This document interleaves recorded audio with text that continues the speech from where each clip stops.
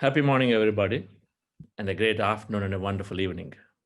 Pyramid energy is one of the easier ways of enhancing or multiplying our meditation experiences. Pyramids are storehouse of energy. Contrary to what we have been told, that they are for mummification, that is for the dead, not at all. There is so much research that's happening, and all this research started from a scientific research, I'm talking, while people have documented, known about the existence of pyramids for a long time. But the research is saying that pyramids have lots of the geometric structure. Many geometric structures have some of the energy. They preserve, they hold energy, they store energy. And pyramids are found to have significant amount of energy in them. They collect and then radiate. So when they do the research, they found that there is always a beam from the tip of the pyramid that's always going in. Consistently, they've done these photographies. When they do the photography of the energy photographies, it's also called the aura photography. When they do it, there are various kinds of devices. But when they do this, they found that there is an energy beam from the top of the pyramid. Every pyramid, whether it is small or big. Now, what's a pyramid? Pyramid is got this perfect golden angle. Golden angle is 51 degrees, 51 minutes. A fixed gold, it's called golden angle. It keeps recurring in the nature. Like in that background in the pyramid, this is the Bangalore Mega Maitreya Buddha pyramid. That spiral, there is an angle with which spiral keeps going off. There's an angle at which the spiral goes off from one circle to another. That formulates the golden angle. But needless to say, this golden angle is there in nature everywhere. Wherever you find spirals, and all of them form perfect golden angles. If a pyramid is built to that golden angle, which is exactly how the Giza pyramid is built to the precision, Egyptian Giza pyramids, to the precision of 51 degrees, 51 minutes, they are known to have been built. Precision, even though they were built with such big, big blocks of stone, each one weighing 2 million tons. When it is built with that angle, and then they have done a lot of research, there's so much research happened in Europe, and mostly Europe, and then of course in the United States. And in the research, they found pyramids are used quite a bit. Pyramids have this power of energy conservation, energy, they preserve energy. So what they put in a pyramid is staying for longer, preservation, or it's growing longer. So they put plants inside and outside. The plants outside versus plant inside, the inside plants are growing much, much faster. They put vegetables inside, they stayed for much longer. You put a shaving blade, it stayed in the pyramid for much longer. It came for meaning many, many more shaves. The sharpness of the blade remained. Because the energy, when people are sleeping in or staying in a pyramid, it has a long-term effect of healing. And Patriji, founder of Pyramid Spiritual Societies movement, discovered the power of pyramids for meditation. If pyramids have, and then there is known that they are going into an altered states of consciousness. So Paul Brenton, who is one of the masters who spent a night in the Giza pyramid, and then he documented in all his experiences where he talks about his altered states of consciousness, his out of the body experiences that he has experienced deeply during that night in the Giza pyramid king's chamber. So the pyramids, when they're built to this perfect angle of four sides and have this angle, all sides, then they're known to have lots of energy inside, and then within inside, at one third the height from the base, like the pyramid at the Bangalore, is approximately about 10 floors high, about 103 feet high. Inside, at one third the height, which is about 3 floors high, it's known to have maximum energy. So Paul Brunton, and then Giza pyramids have that chamber. It's called King's Chamber. So Paul Brunton spent the time in Egyptian Giza pyramids. Then he documented several out-of-the-body experiences. Then several other people have corroborated that. So Patriji found this information and said, okay, why not me? Why not? If there's a tool, And then can we use it? So he experimented by himself in the year 90, somewhere during 1980s. And then I found that we can build, if I building meditation halls, I'm going to build them in the form of pyramids. And then keep it empty. So go inside and you meditate, because if they're free energy. Many experiments. In Russian jails, they've taken people who were fed with the salt and pepper that are kept preserved in the pyramid, and then the behavior changed quite a bit.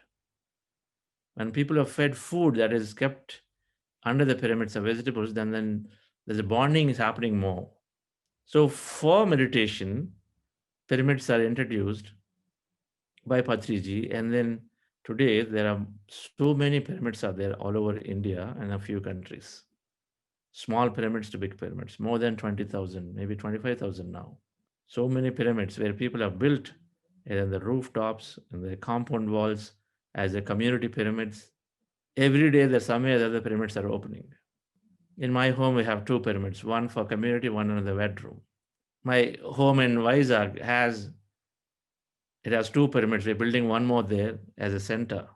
We it's a free energy, so people started experiencing it and then experimenting, so it's used. So difference. Pyramid energy is multiplies, has a multiplying effect. Many people, when they sleep under the pyramids, people have long-term challenges. So meditation and pyramid energy, vegetarianism, meditation, any place like the Pyramid Valley where you are in nature and spending time there with the nature in meditation, and these are all, they have multiplying effects of the effect of meditation. Or for beginners, going into a deeper states of emptiness is more. Pyramids can be made with any material. Doesn't matter, wood, copper, concrete, iron, any material. Doesn't matter. It is the structure. In fact, they even found that is the frame, the structure. 51 degrees, 51 minutes is the key. And then when you build a pyramid with that golden angle and then some alignment to the north, so cardinal directions of north, south, east, west, then they are known to have all these effects. With this understanding of pyramids, having that energy, they seem to have, it's like everybody has an aura. They seem to have that energy aura around, so they deflect. Something happens beautiful that they seem to protect people, situations in that area, that positive energy. Example, now these pyramids are being installed on the highways. And I know in Visakhapatnam they installed, in Nagpur they installed, in Khammam they installed, in near Hyderabad where there is another bigger pyramid called Maheshwara Maha Pyramid. So on that way they installed small pyramids. And then when they install on this road, especially where there is potential for accident zone, and they seem to be helping reduce the fatality of the accidents. Number of accidents go down, particularly which have loss for life. It is amazing that anything that has fatal accident, their rate is coming down. Pyramids, when they used in fields, it's called spiritual agriculture. Karthikeyanji covered in one of his newsletters. But there are some people in the meditative community are using pyramids in the fields, where you have a field, you put a pyramid structure, just the frame structure, then it seemed to have an effect on it in giving a better yield. Many people are there. The research is also there. If you read the book by The Secret Power of Pyramids by Bill Sherge Ed Petit, we get more and more information. We get super convinced about all the power of it because there are so many experiments documented. The secret power of pyramids. So we are using it. And the another important aspect, pyramid being a neutral structure. A neutral structure, when you have a pyramid as a meditation hall, it makes anyone to just go in. What we noticed at Pyramid Valley, we get all people from all faiths. Hindus, of course, are there because we are there. Muslims are there. Christians are there. Jains are there. Any religion can nicely, easily, without any kind of inhibitions, can walk in, because by now we all realize that meditation is making us all one. It's dropping us the difference, dropping us the separations. So, dear friends, the reason that Patriji and so many people are promoting pyramid energy is that now within pyramid spiritual society movement, there is enormous amount of research done in the sense of just understanding, going by the experience of various people. When they meditate in a pyramid, everybody consistently said, hey, I went into an altered states faster. I went into deeper states faster.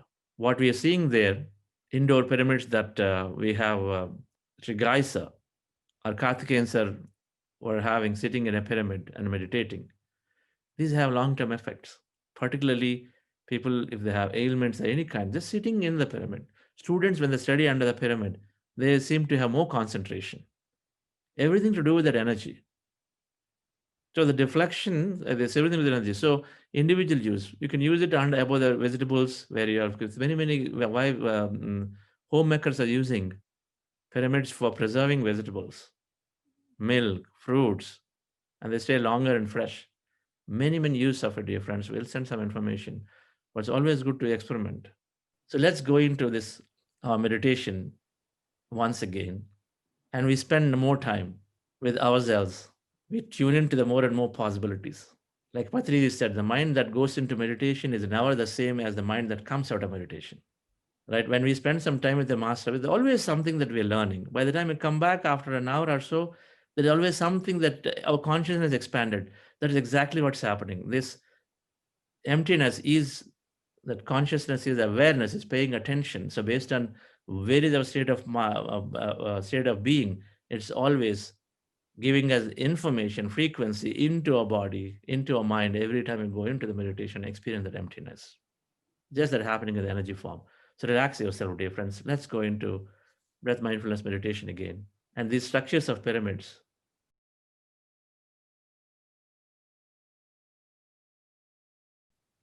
Okay. Thank you very much, dear friends. Hope you enjoyed the session. As we are relaxing in, let's invite this grand new age master, a very close friend to me, a very close friend. We have done our business together, we've done our projects together for the last 17 years. Amazing human heart. So, Veena, can you invite? I've sent you a different profile. Please see that. Good morning, everyone. Happy morning and a happy meditation session. Shreyan's Daga. It gives me great pleasure to welcome Shreyan's Daga to our session. A successful entrepreneur, spiritual journey unintentionally started at a very young age of 19 years when he overcame a major medical illness through a newly acquired practice of meditation. He then regularly practiced meditation, mindfulness, and manifestation to find a solution to many of his other life challenges. Today, Shreyans, through his workshops, is on a mission to empower and transform as many souls as possible with his knowledge, learning, and experience. These very scientifically created workshops and specially curated meditations are the sole products of his wisdom that he has acquired through so many years living with different masters, learning and experiencing different consciousness enhancing techniques. Shreyans believes that with the correct knowledge and habitual meditative practices, one can accomplish extraordinary success, be it in relation to health or general well being of the mind, body, and soul. Shreyans is a very successful business leader, having led his family group of companies, including Beetle Oils Limited and Sanofi Technologies. He is the core pillar behind the Pyramid Valley International Project that served millions of people all over the world to date. I welcome you, Shreyans. Thank you. Thank you, Veena, for such a big introduction. Thank you. That was very generous words that you used for me. And thank you, Chandra, and the whole Buddha CEO team for giving me this opportunity. Thank you, all the friends and the masters who are here today. Thank you so much for giving me this opportunity to be with you all. Thank you so much. So, Chandra, I just wanted to ask, in what context do you want me to speak? So, Shreyans, this is a business leader session where we are learning from business leaders how they're utilizing meditation. And there's a transformation, anything. There is no thing of what you would like to share. Meditation, Sure. and then how it's helping overall in life, and then your wisdom. And we have Karthikeyan sir too, and of course all other Yeah. leaders. Good morning, Karthikeyan sir. Thank you so much. So yeah, so Chandra, thank you so much. So friends, I will just briefly start with maybe my experience of meditation and how it has helped me. Katkin sir saying hi to you. And hey, you got to go Hello, host. sir. Please make him co-host. Yes. Good morning, Shreyans. Welcome. Thank you, sir. Thank you so much. Always a pleasure to see you. Joy to hear your inspirational experiences. Please carry on. Thank you. Thank you, sir. Thank you. So friends, so my journey started with in 1996 with meditation with Brahmashi Patriji, where I was going through, where my father had passed away and I was going through a kind of depression. I was having a chest, then after 6 months I was detected of chest TB. And that was a very low moment of my life. And when I got detected of chest TB, I was very shattered. I was broken down, and that is where I needed a help. And that is when my sister called me. I live in Bombay, and then my sister called me from hospital, Karnataka again. So she told me one meditation teacher is coming to Bombay, and he's in Bombay for 2 days. So is it okay if he stays with you?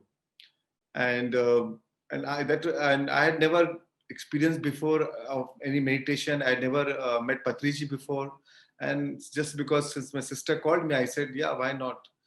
And when I then next day, Patri sir came. He was staying with me, and he saw me taking medicines. And I told him, sir, he knew that my father had passed away, but I told him, sir, I'm in a state of depression. I was detected with chest TB yesterday only, and now I'm supposed to take this medicine. So he said, but your TB is like your fire alarm, but the root cause is your grief, is your loss of your father, which you are missing in your heart, or the pain which you're going through. So if you just take the medicine, you're not really going to help yourself. Uh, you may suppress your disease, but you're not curing your emotion, and then it will turn into some another disease. So I said, but sir, then I don't know any other way to, what else do I do? How do I heal myself? And then he said, that is why I am here today. And I will teach you meditation. And that was my first experience of meditation when I did with him. So he made me did a 40 minutes meditation. And in that 40-minute meditation, I experienced a lot of energy flowing into my body. I had a chest TB, and I felt a lot of energy flowing into my chest. And that's how, after 40 minutes, I felt so much of such a relief, that profound feeling of peace and uh, and you know, after the over a period of 6 months, I was going through so much anxiety. But after 6 months, I lost that feeling of anxiety, and that feeling of loss. Somehow I was very peace at myself, very calm, and that feeling was so profound that I felt as if I took an energy bath after 6 months. It was like an energy bath, and it was as if and because of that feeling, I really believed in him, and he told me, you don't need to take any medicine, you don't need to go to any doctor now. You can heal yourself just through meditation. And that's how my journey into meditation started.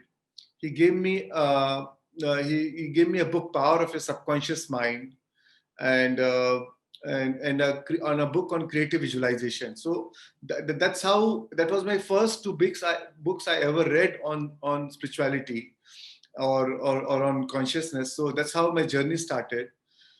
And then because of that feeling, that so profound feeling, I actually gave medicine. And he said me, if you meditate for 40 days, you can heal yourself. And that's how I started meditating every day. And during those days, I was not doing anything, because I was cut off from all my social life, from my friends, everything, because I was just going through that grief period.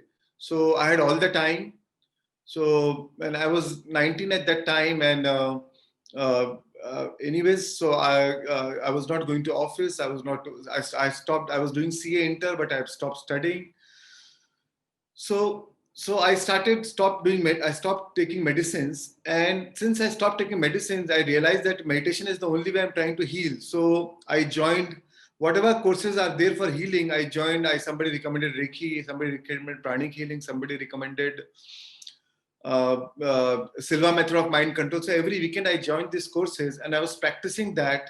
And I was practicing meditation. And then during a day, I got so hooked on to meditation that sometimes during the day, I was even doing for 6 hours in intervals, So after 1 month, when I went for my chest X-ray, I was due for the X-ray after a month, and I went for it. The TB was completely gone, and the doctor was shocked and surprised. And so that was such a empowering moment for me, that, oh my God, I healed myself just through meditation and without any medicine. And the doctor was so surprised that there was not even a patches of TB. And he said, this is 1 in 1,000 cases I'm seeing. So he asked me, what did you do? And are you taking medicines regularly? I mean, of course, I didn't tell him anything. Yes, I said, yes, I am taking medicine. He said, please continue your course for another 8 months. Otherwise, it might come back. So I said, yes, fine. But, that moment was so empowering for me. And I was in tears, actually. And I remember that I went to a temple and I was crying profusely out of tears of joy and gratitude to God, that God, what a tool I have got, meditation. And that was the proof that it really works. And that was that moment where I surrendered and I made a commitment to myself. In this lifetime, I'll dedicate my life to spreading meditation to everyone. And that's how my journey into spirituality started. And since then, with the help of Patri sir and my Dr. Newton and great masters like Chandra, this whole spiritual family this has become my soul family. And since then, my journey started. But then after that, I realized that I got so hooked on to meditation that I cannot even start my day without meditation. And then I started going to office for work. And my work in my business, I was going through a partition with my extended family. And I got, my family was into edible oil business. And I got a business, I got a factory, which was a sick unit, which had a lot of debt.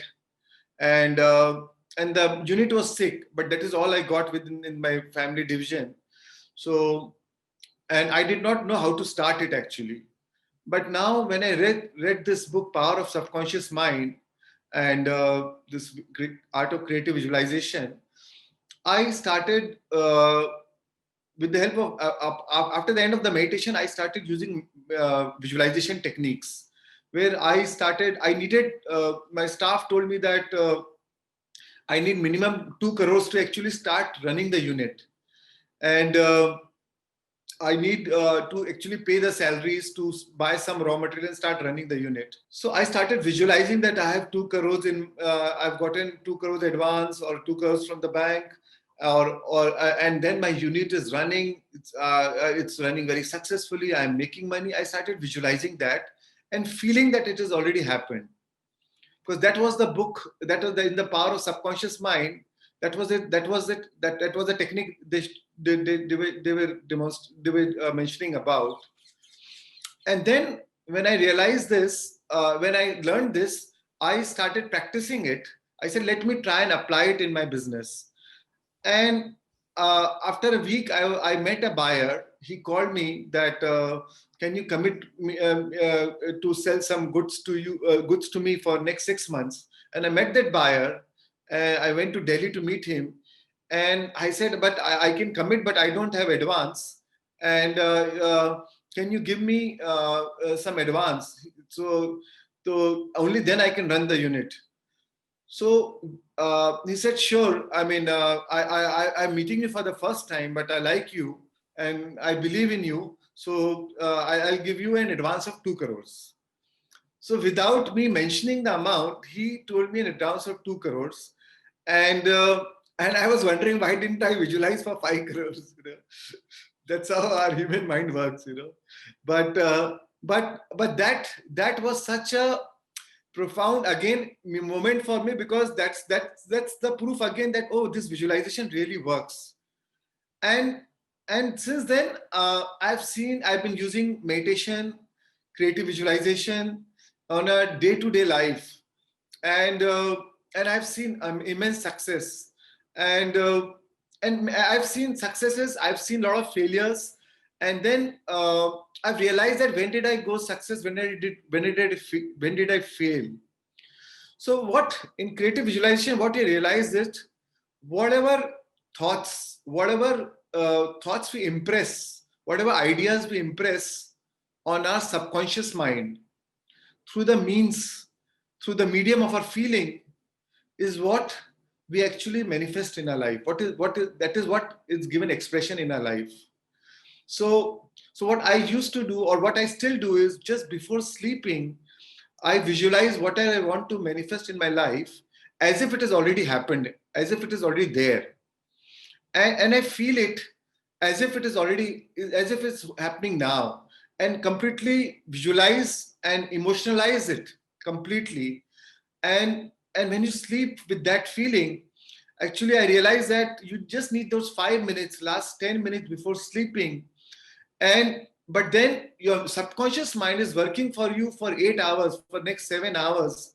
So it's a great tool where you only work for 10 minutes, but your subconscious is working for you for next 8 hours. And whatever thoughts you impress on your subconscious mind through the means of your feeling shall be expressed in your life. What you impress shall be expressed. And then next day, that is the technique I followed all through my life.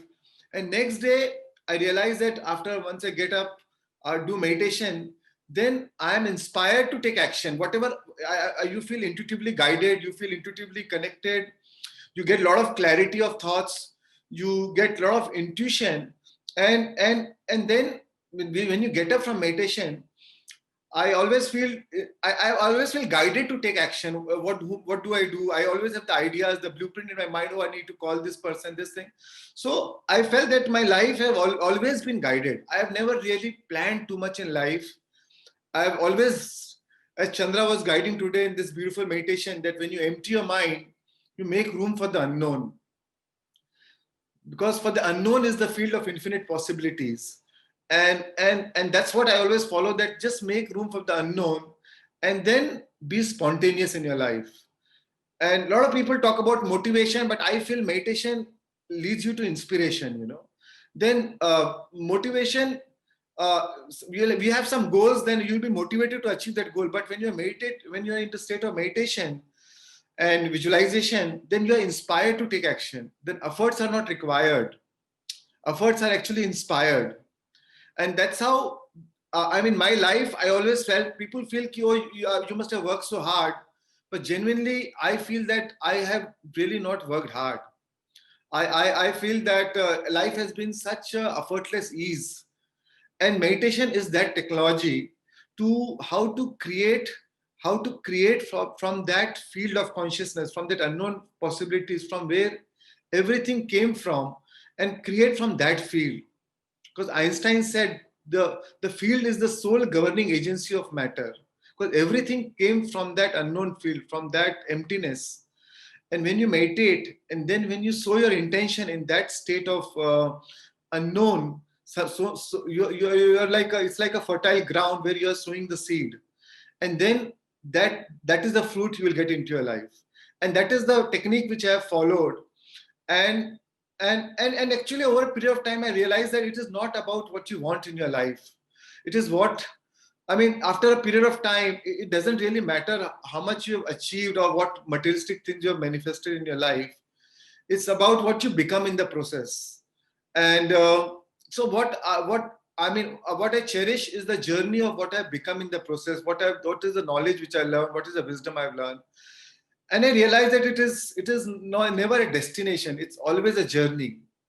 It's a progressive realization. The more you learn, the more you realize that how much you don't know. So, I still feel there's so much more to know, so much more to learn. And in fact, today's meditation, I learned so much from Chandra, and so much insights comes in. So every time, I mean, even in the same meditation, but the new insights will come in. And this is how I've lived my life. And whenever I've been through challenges, or whenever I've such find failures, and I went through a lot of failures. In 1999, I went through jail for 14 days. I had some custom issue. I was in a custody for 14 days, and and uh, uh, and I realized that, you know, during those periods of just before that going to the jail, those last 6 months, I became too. I was so much into. I became I was getting success in last 3 years. I became too ambitious. I was too much chasing money, and I lost my goal of spreading meditation. I was doing meditation only for myself, but actually I became so much into the corporate world of, you know, achieving, becoming number one in the country, and all those things, which was not wrong. But then I was not from the right state of being. There was my state became like a lag. In spite of achieving so much success in the last 3 years, I was feeling lag because I was seeing what more I want to get. And when I was comparing with my competitors, and so somewhere deep down there was a feeling of still lack, and I landed up in jail. But then first day I was very disturbed. First day I was very challenged. I was thought, what will people think about me? What will my family think? What will my business circle think? What will my bankers think about me? But the next day, my sister came and gave me a book which I was reading before I was going to jail.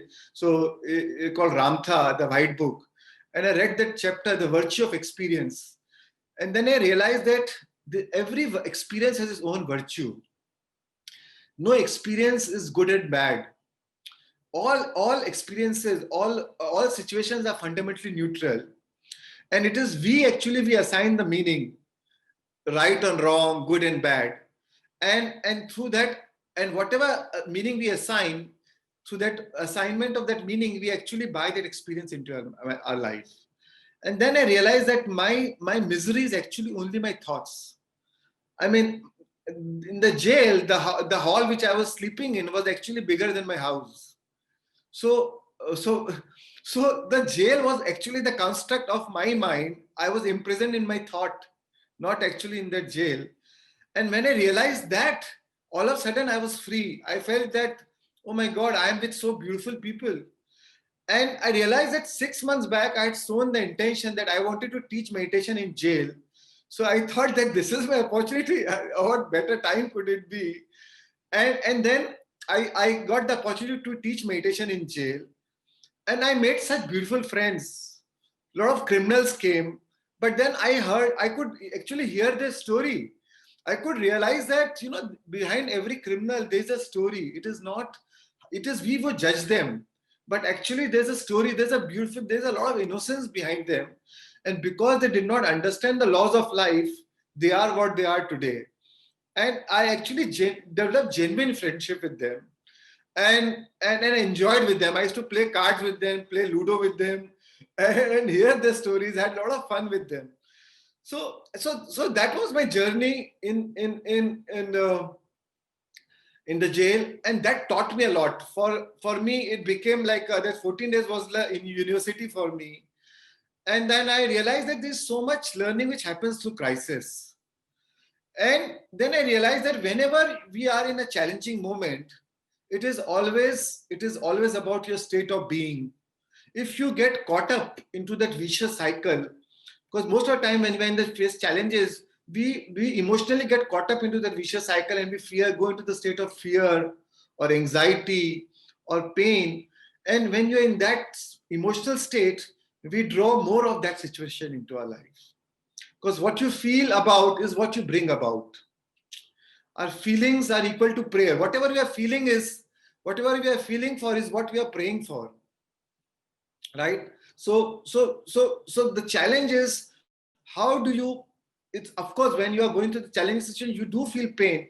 But what the principle which I follow is, Whenever I feel any challenges in my life, I try to immediately take out time for meditation and change my state of being and go into my normal state, my relaxed state, my natural state, which is that peace, calm, abundance. Because whatever state we may be in, there's always 100 reasons for giving gratitude, to be thankful for. And what I realized that the very pillars of manifestation is gratitude. The more we are thankful for what we have, the more the universe will give you what you can be thankful for. So gratitude, contentment. I feel contentment is a great tool for manifestation, because when we're trying to manifest from the state of lack, we'll manifest more of lack. So you always have a reason to be content for. The fact that we are breathing now and we are alive is a reason to be content. Satisfaction, contentment, fulfillment, these are all the pillars of manifestation. So I always like to see whatever I'm trying to manifest in my life, will this give me fulfillment? So and because success without fulfillment is the ultimate failure. There's no point achieving something, and when you achieve something and when you get it, and if you're still not fulfilled, then you have wasted your time, energy, efforts, and your health, and then when you got it, you are still not fulfilled. So I really believe that we need to, whatever goal we have or whatever thing we are trying to achieve in our life, always just imagine, will this give me fulfillment? And always fulfillment comes when it is aligned with your purpose of life. Somewhere it is aligned with your unique expression, what we have come for to contribute to this world. And also one thing that, so it's always about your state of being. So I realize that whenever I'm challenging situation, so continue to shift my state of being and then focus on doing. So rather than just doing, I always try to be aware that why not focus on the state of being and do from the right state of being. If you're trying to manifest or work hard, and if you're feeling lack or emptiness or any kind of anxiety and trying to work hard, even though you're working hard, you will because of your state of being, you will manifest more of that. So more of that, more of the things which will give you more anxiety. So that is where you draw more failures into your lives. But if you're from the right state of being, in a state of joy, happiness, calm, peaceful, and contentment, fulfillment, gratitude, then you will draw more of the situations into your life which will resonate with those feelings. Because the universe always play the match game. Whatever feeling you are vibrating, whatever is your vibration output or contribution to this quantum field, to the universe will exactly match it. And it will come in form of success in your life. It will come in form of synchronicities, serendipities, or opportunities, luck into your life.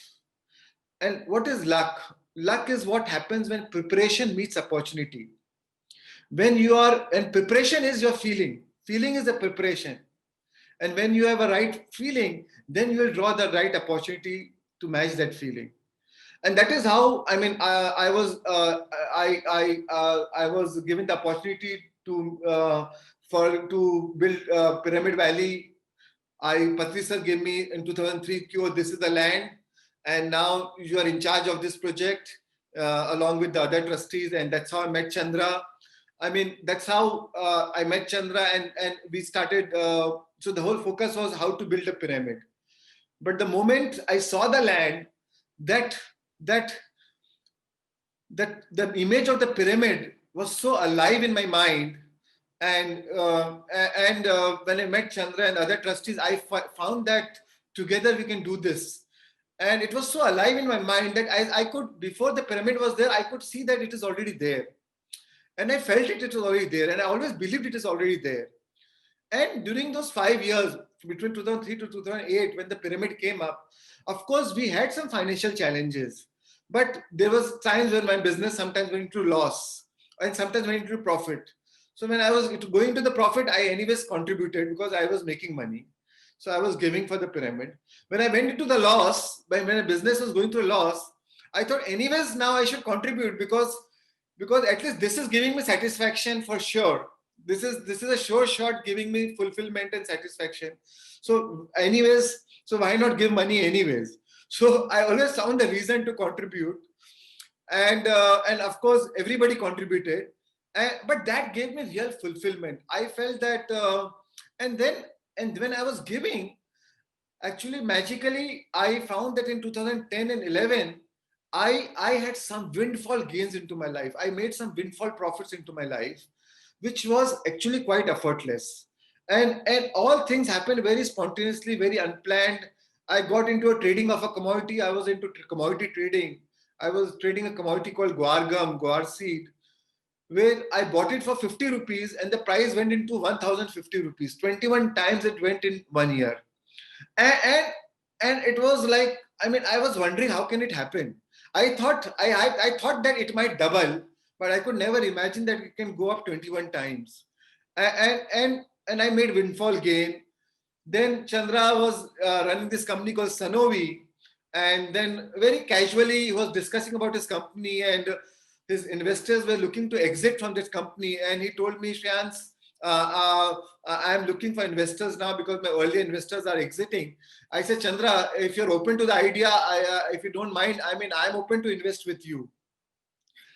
And honestly, when I told my wife that I am investing with Chandra in a tech company and I'm going to be running a technology company, she was laughing at me. She said, you have never been on a computer ever in your life. You don't even how to operate a keyboard, and how are you going to run a technology company?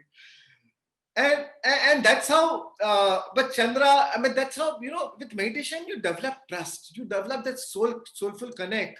You don't even apply your mind. And honestly, we didn't do any due diligence because I trusted Chandra and I invested that money. And again, that return on that money was almost eightfold in 5 years. And again, I felt that I didn't do anything. I didn't work anything. I always felt that I always remember a quote of Lao Tzu where he says that I do nothing but leave nothing undone. And that's all has been my life. Even for Pyramid Valley, honestly, I feel that we have a group of trustees who work so hard, who sweat so hard. I'm only giving my vision or ideas or giving money, but they are the one who work so hard and actually give shape to the ideas of vision which I'm sharing with them. So that's how, I mean, honestly, my life is, so I always feel that focus on the state of being and then on the state, then doing. Because your soul does not care for what you do for the living. But what it cares is what is your state of being while you're doing what you're doing. So even when we vacate our body, we will not care what we did for our life, but what will carry with our consciousness is your state of being. So I always like to challenge myself to make sure that I'm always in a right state of being, because when you're in a right state of being, then whatever you're doing will be right. But when you're in a wrong state of being, wrong state of consciousness, then whatever you're doing will be incorrect. So I feel one key thing is to be in a right state of being. And another thing which I always practice is my self-talk. Whenever we are faced with challenging situations, whether it is financial situation or whether it is a relationship, lot of times we anticipate the worst outcome, even though we are not expressing somebody. Especially when you are in spirituality, you try to keep that calm, and sometimes even it is a false facade that everything is fine. But sometimes I realize it is my learning that in spite of that, whenever I fail, I felt that I had so much of inner talk. I used to do so much of inner talk, which was not aligned with my future vision, which was not aligned with my goal of life. Suppose it is a relationship, maybe it is with my spouse or within my family member. If I had not or having any small fight or any bigger issues in my life, I had an inner talk, and I will judge them.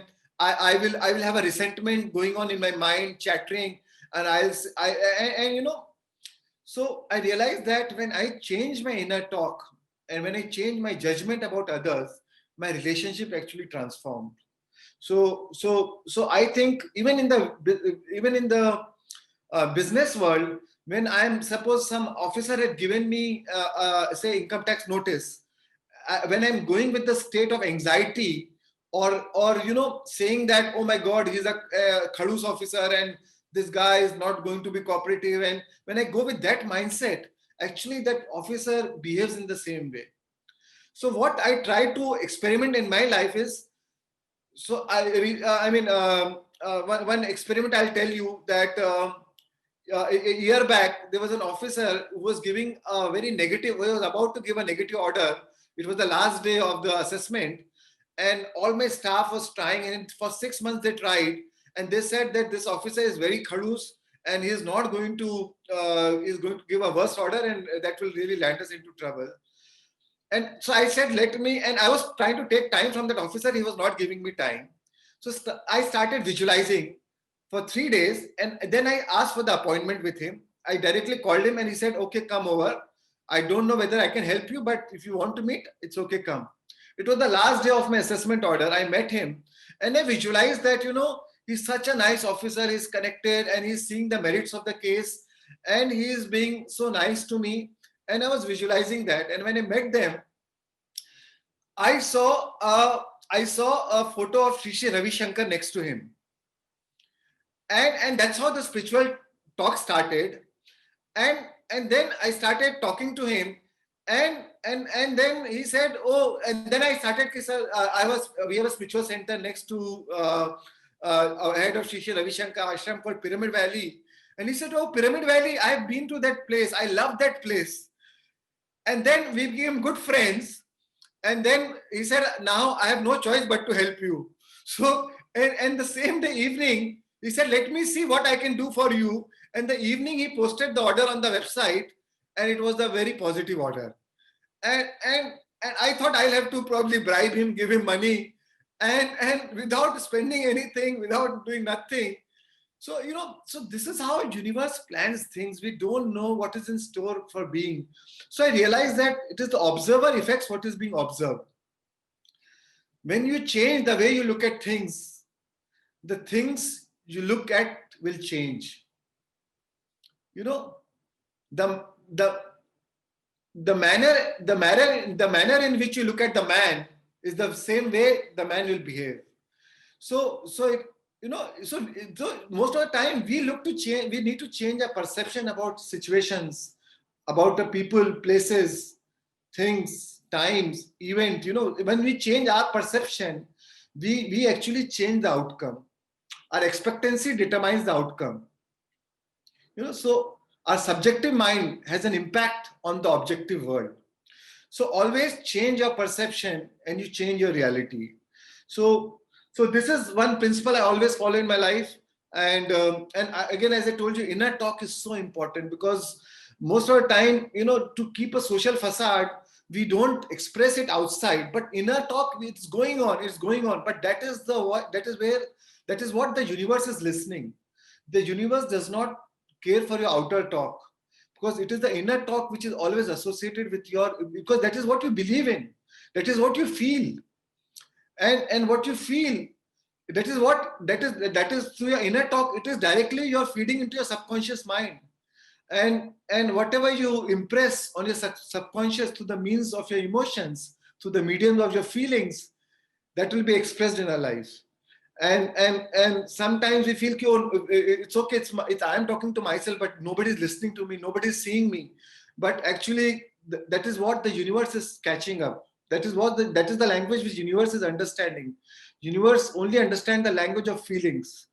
And whatever you talk subconsciously or your inner talk, in your self dialogue or your self inner conversations which you have with yourself is what is immediately transformed into feelings. And that is what you feel about, you bring about. And that is what we get into our life. And what else? So one thing which I found a great tool is whenever you're in a challenging situation, take time out, and that is the most important time for manifestation, for actually meditation. Because Everything, whatever we do in our life is for an emotional payoff, right? If we do this, if I get more money, I will money is only a medium of exchange, right? Before money came, it was only, we had only barter system. So money is a medium to exchange services, right? To exchange something in value. It's only to means of to exchange some value, some services, and that services gives you an emotional payoff. You may feel freedom, you may feel more choice to get what you want, or you may feel abundance, you may feel happiness, or you may feel fulfillment or contentment. Whatever, there's some emotional payoff.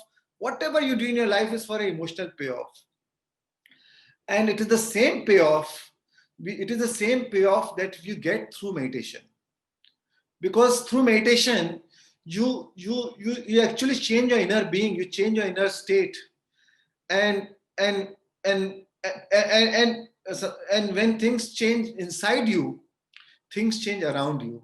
Because when you feel inner inside, when you go into the state of feeling contentment, bliss, happiness, peaceful, then naturally you will draw those situations into your life.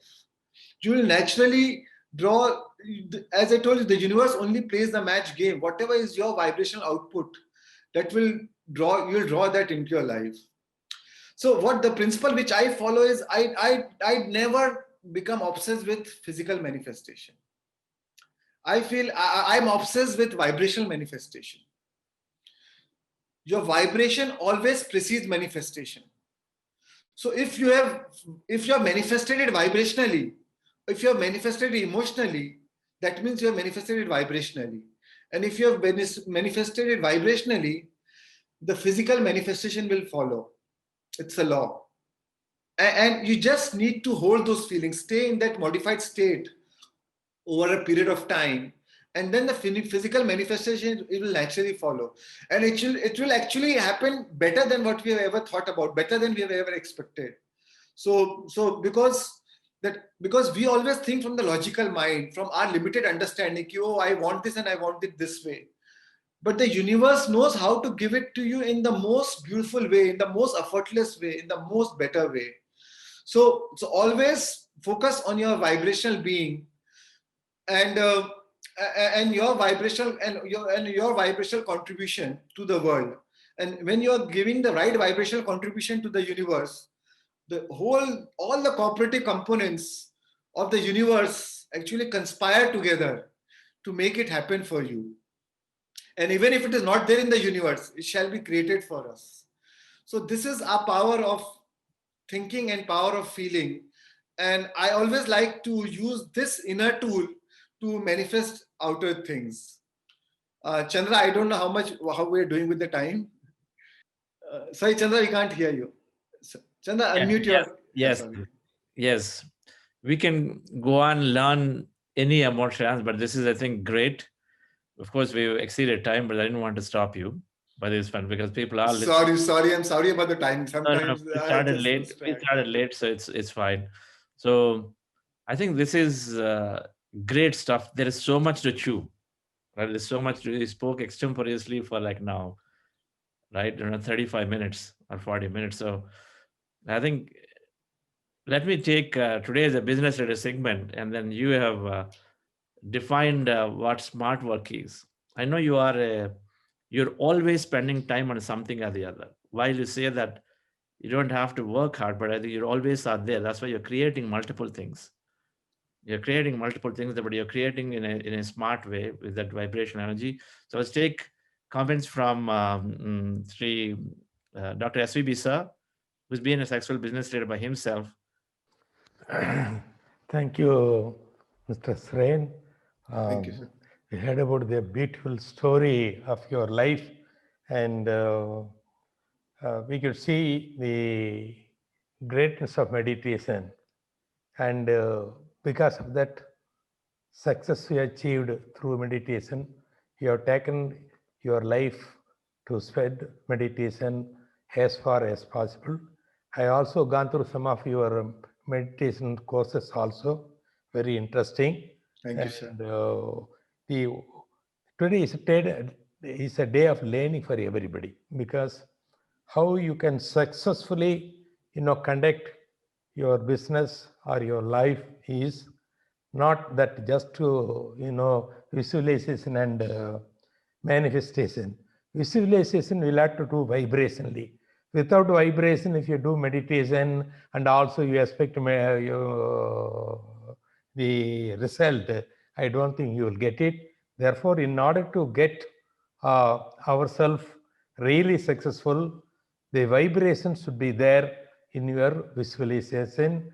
And you talked about the self-talk and the inspired ideas, and there are many things. I think I go on talking about your success, not only physically, to start with your TB problem, thereafter that your loss in business, then after that how meditation helped you to overcome all these things. I think is a great lesson for all the people, either in the industry or in other life also. I think we have heard a lot of learning from you. Thank you, Mr. Strega, for the wonderful. Thank you, sir. Thank you so much.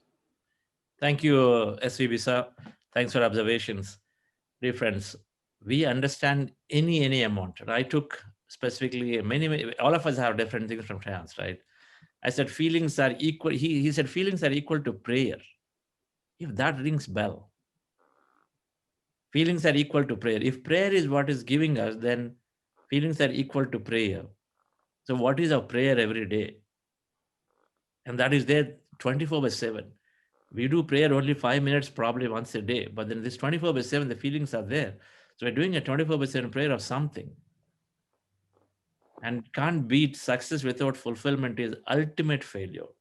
So particularly from a business perspective, we have to constantly think, where am I spending time? What am I asking? Why am I asking? Why am I asking what I'm asking for? Is it going to give me something? Is it going to keep me happy? Right. So I request Karthikeyan sir, who's been an inspiration for all of us, to provide his closing comments from this Grandmaster. It's truly an inspirational story for everyone. Shreyans, we can keep listening to you for hours together. Yes, sir. You have learned the art of telling the truth, but in the most skillful way, with a lot of emotion. And I know your life story, what all you have gone through, how you came out of crisis after crisis. So you prove the theory. Pain is inevitable in anybody's life. Suffering is optional. You are a standing example of that. Pain will come in everybody's life, ups and downs will be there. And then how you get out of it is your own volition. As you said, inner transformation brings about outer transformation also. Ultimate purpose is, of course, whatever we do, power or money, unless it results in contentment and satisfaction, it's a wasted life.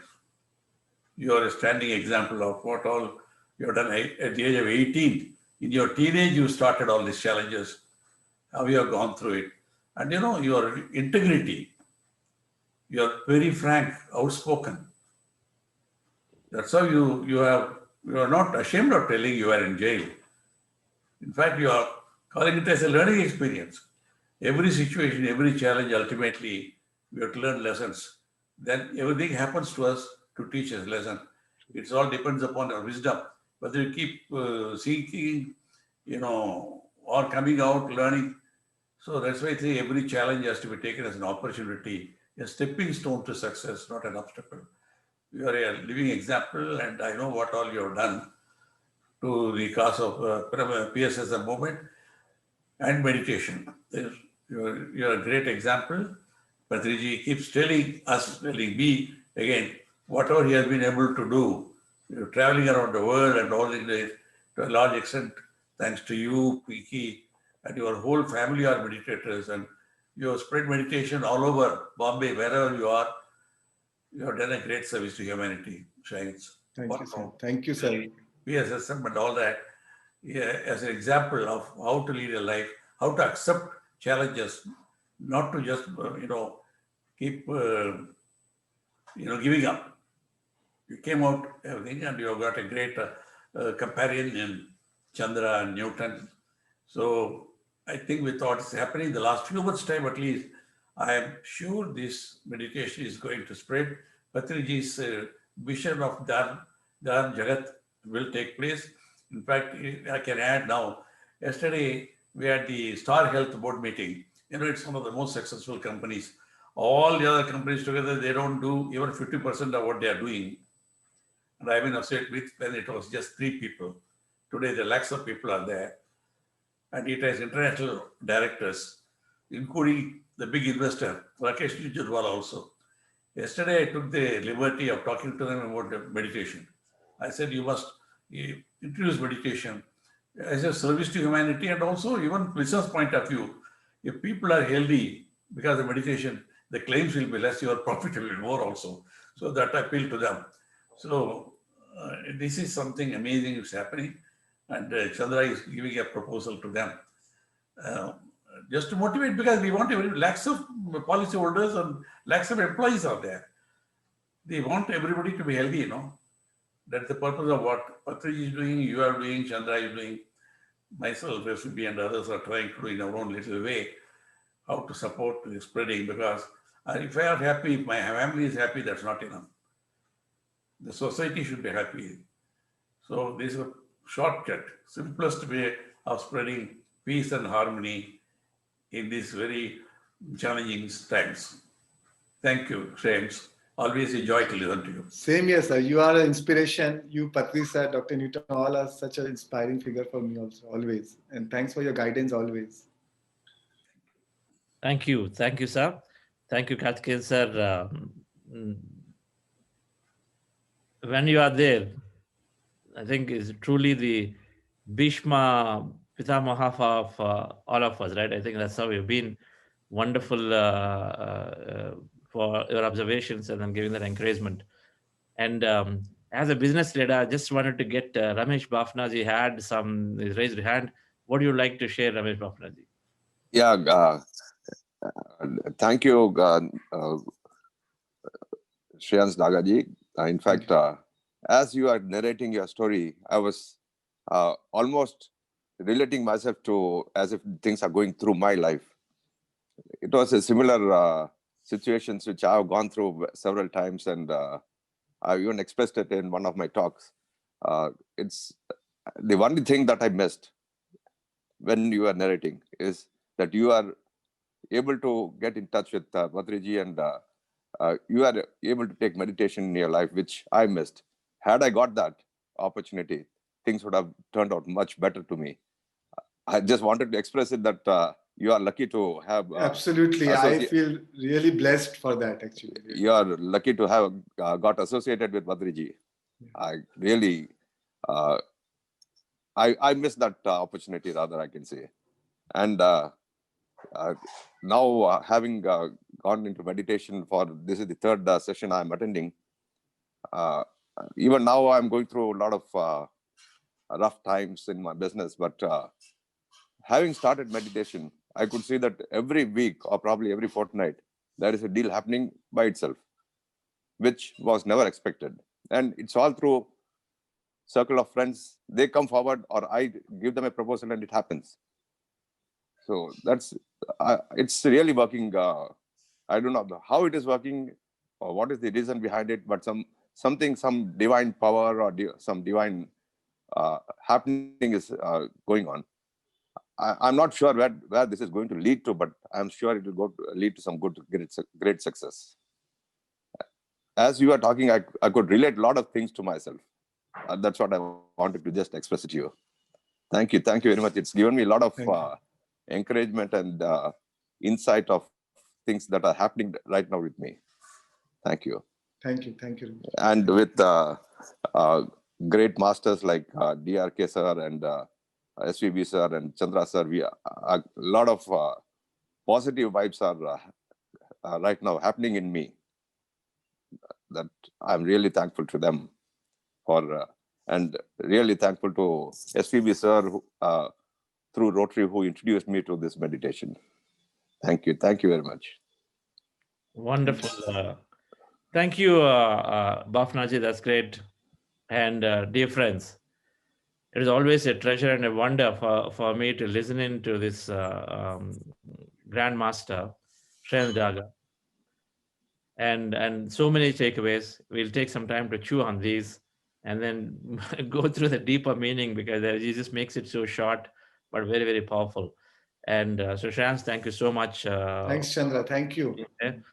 And Shreyans will be talking about in our evening Olympus program too. So those of you who want to listen in, when you recollect, when you listen again or a second time, you're making it stronger, right? That's why I love to listen to him again and again. There's always a lot of change. Always, when the masters are speaking, there's always something new that comes out. And it's like this prayer thingy. Today I heard first time that now prayer is equal to, your feelings are equal to prayer. So how much we have to change our internal feelings? Because the 24/7 prayer we're doing all the time. No wonder what we pray for may not often happen, because the real prayer is something else that is happening, right? And so it's like that. So most certainly welcome to join and then listen in to him in the evening. Otherwise, thank you all. And tomorrow is Sundays, always going in touch with this quantum field for much longer time, long meditations. So we'll see you all in the morning at 6 a.m. And thank you, SAB San Karthikeyan, for your observation of staying through for this long. And thank you, Shreyans. And Thanks, Chandra. Thank you. Thank you. Yes, you had something to say. Yes, sir. I am burning. In the 24 years life, he has taken he is actually taken us from the 18 years to up to this moment. And I was teaching for the CEOs and senior people in the leadership management international. Success never happened back then. It is a systematic approach. But the way he is taking that every word, it is an amazing. And the simple, it is not working hard. It is not working smart. It is just being the one. And I'm today, it is an amazing day for me. And starting practicing. Thank you. There are no words. Even if I say thank you, it is a very small only. Thank you very much. I agree. I take inspiration, and what he's saying is absolutely. I've seen him because we are associated among business. So we see. I see him. Yeah. He's for him. It's truly living that being effortless. Yes. And it's a lot of times we have to transcend our analytical mind to go there. Yeah. Our analytical mind is saying you got to go do, right? And he is trying to be. He's trying to be. I mean, there is a cycle here, but he's trying to be first, so that the do happens. So it's a do be cycle. What we choose to be is, I guess, the question is, do we want to be do or do be? Is the question. I think that's where Shreyans is going, and it just requires us to be having that deeper connect with that intelligence. Meditation is that tool. Meditation is that tool. Amazing. It does not come out of home if you didn't do your meditation in the mornings. We are close friends. Several times I used to wanting to go when I go to Bombay and say, Chance, I want to meet, because in the morning, if we can meet, then we can have the whole day of client meetings. They say, Chandra, let's do it after 10. We are personal close friends, but you say, let's do it after 10. Because that time is valuable for him, that meditation. So any amount. So always great. So meet, we keep meeting in Pyramid Valley regularly. So those of you in Bangalore, sometimes can definitely meet this great master. Thank you all. I think we spent quite a bit of time. Thank you all, and have a great day. So we'll be back tomorrow again.